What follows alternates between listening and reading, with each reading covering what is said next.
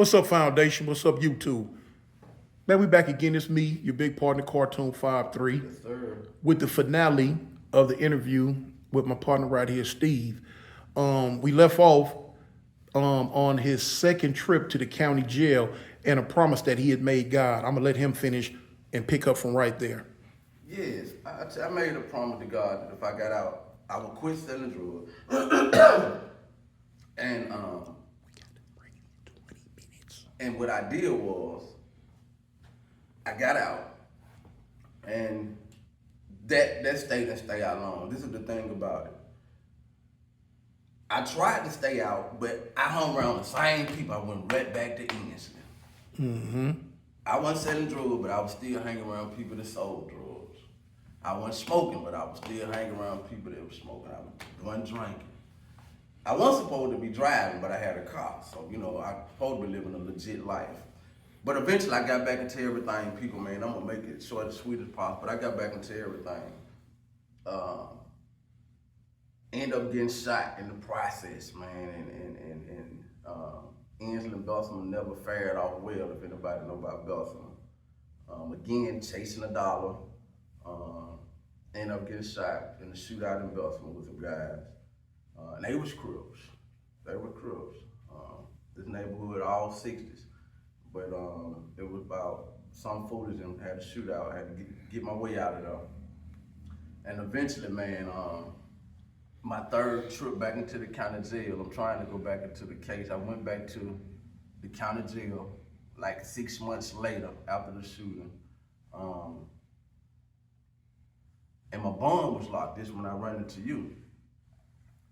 And during our time in the county jail, we weren't really practicing nothing but foolish, doing time, trying to get out, making our time and our stay easy as possible. But once I got to the prison, man, if I can go on to the prison, I got to the prison, and you're introduced to a whole nother world. Whole nother world.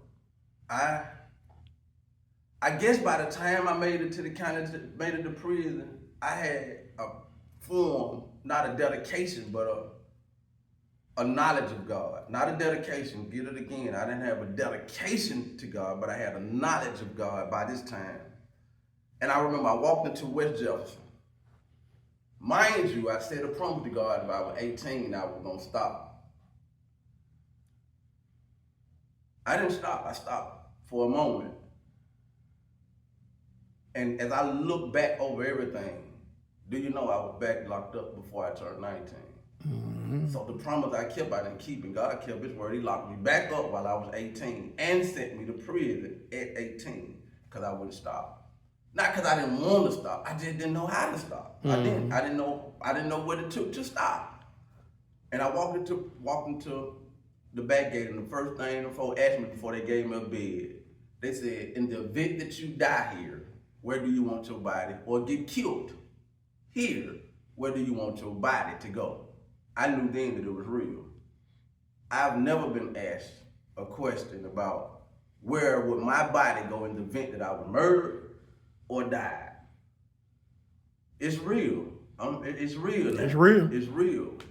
And not only that, I'm looking at 25 years that a judge gave me to either die or survive. I'm gonna survive or die. I ain't one of the, and dying is not an option. That was my mind. I'm not gonna die here, and I'm not gonna be killed here. But once I came down that wall, man, and I don't know if you can attest to this. When I walked in there, the simplest way to say it, man, that was I don't even know if your viewers on this, but I'm gonna say it.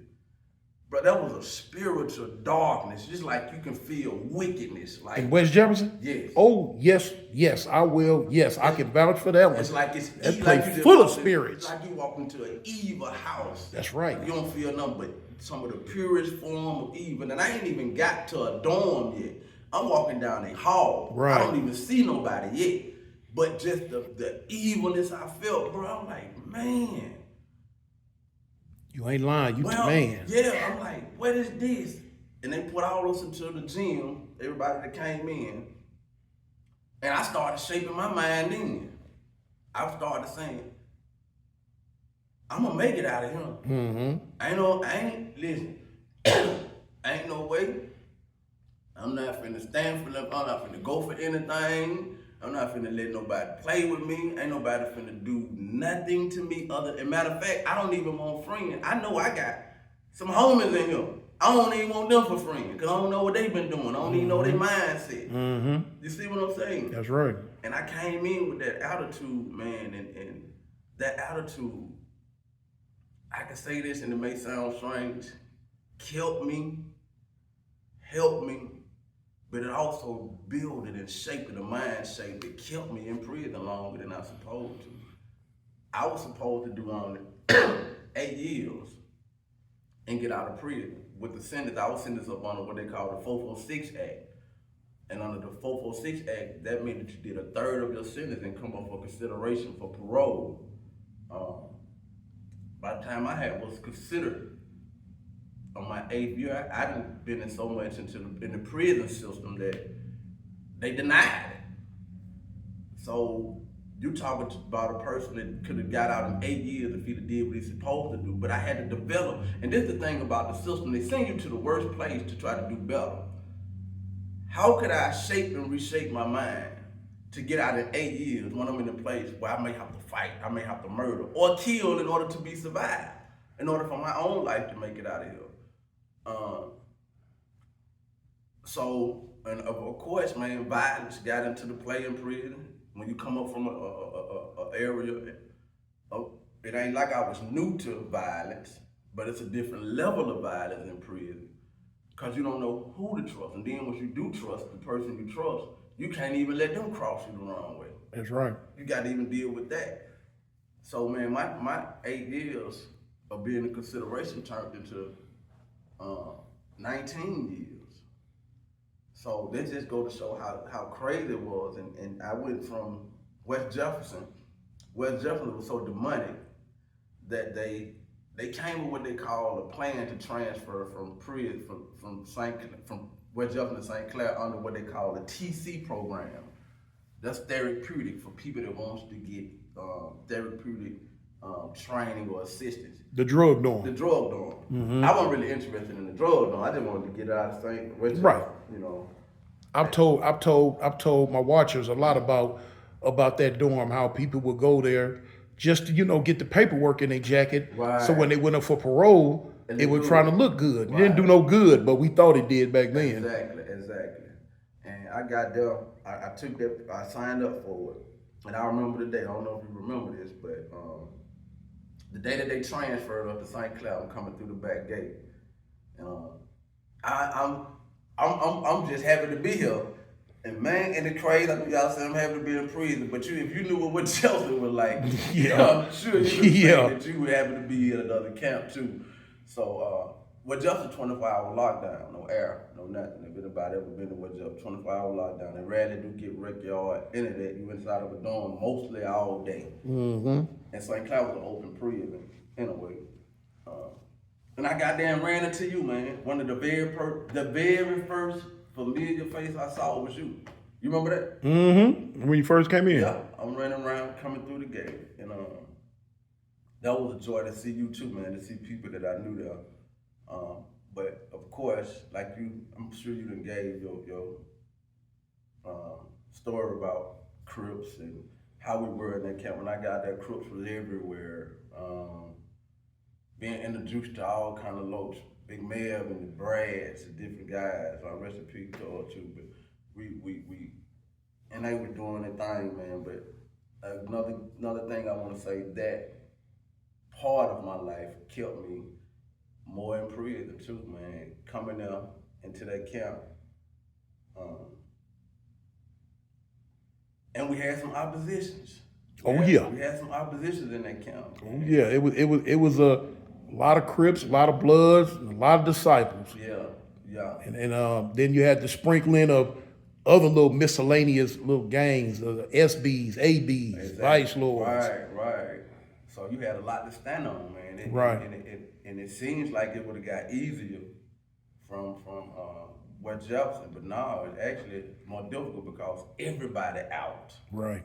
And it's open opportunity on anybody because they open up the whole yard and they can go down any minute. Any minute. You'll never know when it's gonna go down. So And they gonna sling that iron. they gonna sling that iron, and you got to have yours. So it didn't make me it didn't make any real adjustment to my mental on getting out because it was all about survival and my tolerance level, how I dealt with people. My attitude was more aggressive. It just over the years, man, you got to realize at 18 and then by the time I'm in my 20s, it got more aggressive for me. Cause I wanted to really go into this too. It was through all that going into the prison and the crips. It was actually there, man, that I found a real relationship with God. By the time I had been in prison for over 10 years, I really knew I wasn't gonna survive if I got out to the streets like this. I made another sincere to God prayer. I said, Lord, change my life. Give me what it needs to get out of prison and change my life and come to the streets and be a productive father. I didn't have any kids. I wanted kids. I wanted to be married. I wanted a wife. And I knew I couldn't get into those things just doing what I was doing. And man, God began to show me and open up doors for me. When I say open up doors, well, I had to do what you say you've done many times. I went to the gang and told them, look, don't call me Cubs, don't call me Trey O. It's strictly God or nothing. And by this time, man, I done done so much in the prison system that I can be like, okay, cool, I can chill anyway.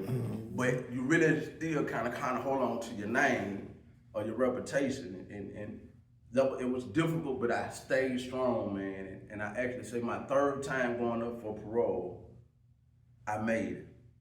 And it wasn't because my jacket was good. It was because I truly believed it could, because I made a dedication to God. I didn't send my mama, I didn't send nobody up there the third time. I told my mom, I said, man, God got me. And when I came home, man, I came back out on fire. Now, I can vouch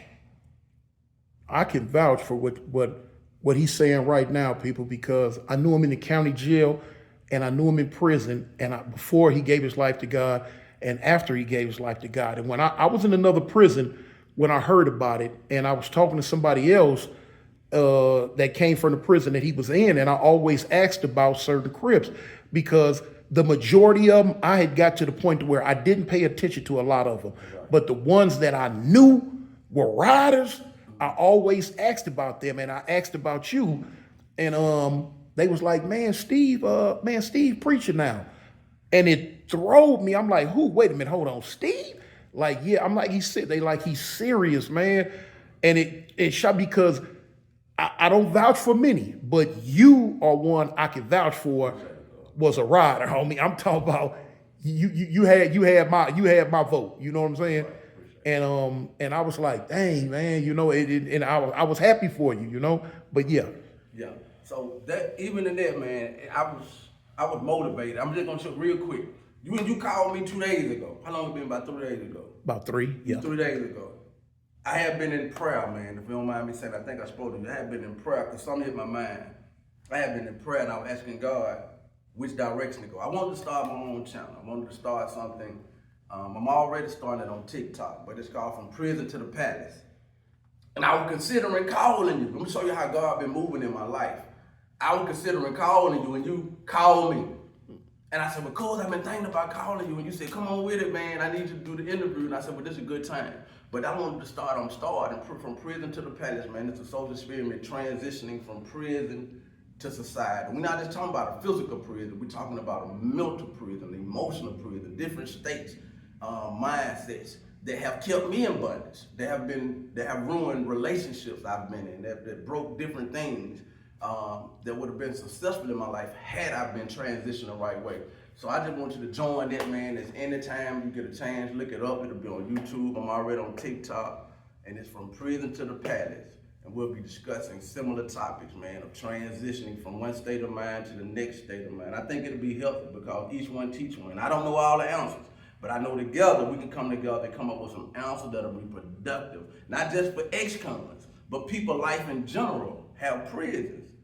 Mentally, emotionally, just background, things that people went through trauma.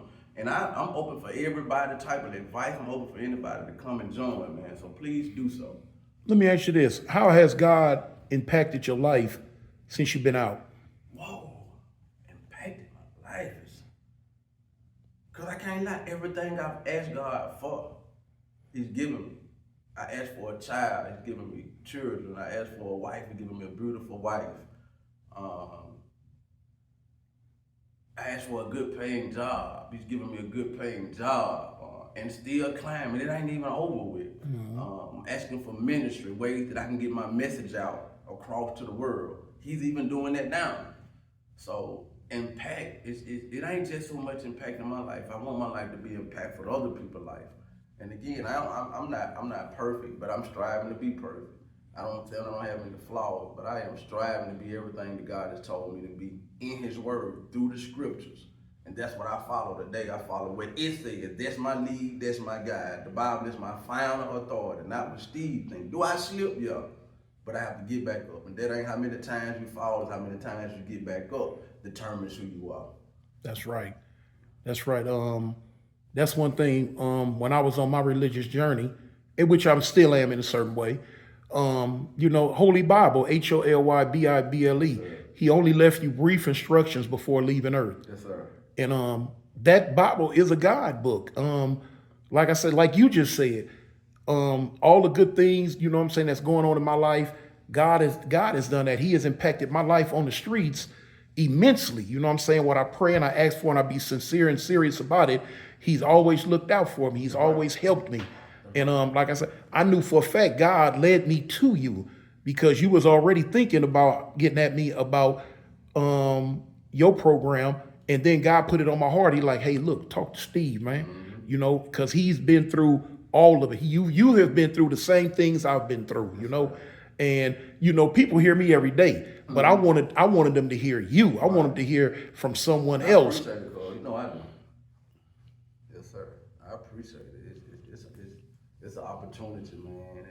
And I'm gonna be honest. I say this. I'm gonna say it to you.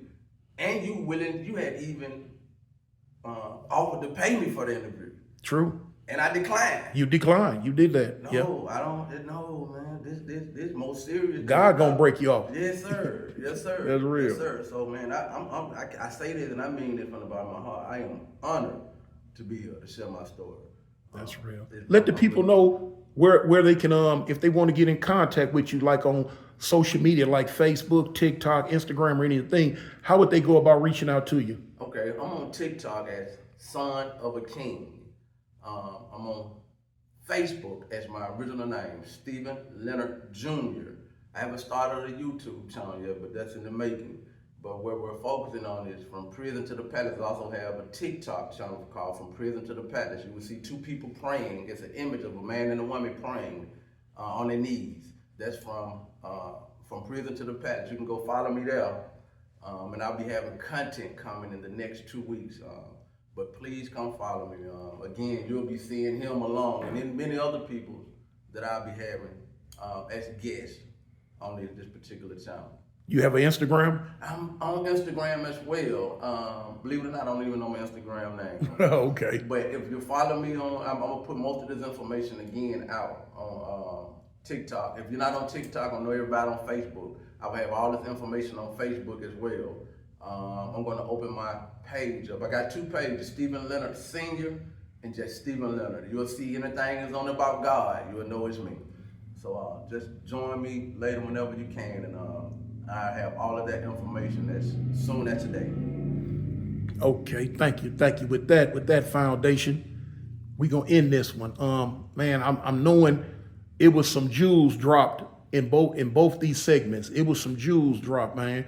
For the youngsters out there that I bump into in the city all the time, and you tell me, Toon, man, keep doing what you do. You're helping me. Right. Listen to this one right here, man, because I tell you all the time, prison is like Motel 6, man. It's gonna leave a light on for you.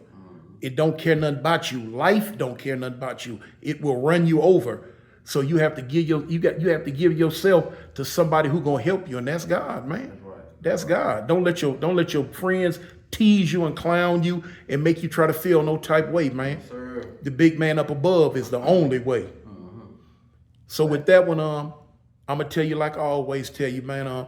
Keep your head on the swivel and always stay above ground by any means necessary. And with that, I'm gonna say peace out. Peace. Peace. All right.